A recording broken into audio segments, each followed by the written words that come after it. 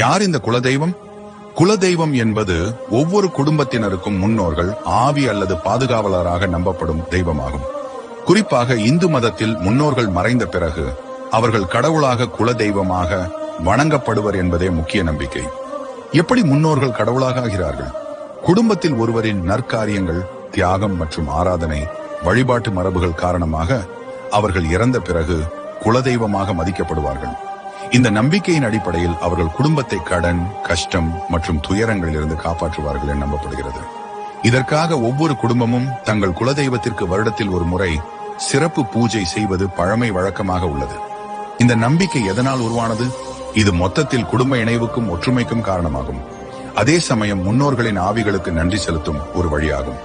குலதெய்வத்தை அறிய உங்கள் குடும்பத்து பெரியோர்களிடம் இதை பற்றி கேளுங்கள். குலதெய்வ வழிபாடு அவர்கள் உங்கள் வாழ்க்கையில் சாந்தியையும் நன்மையையும் வழங்குவார்கள் என்பது பெரும்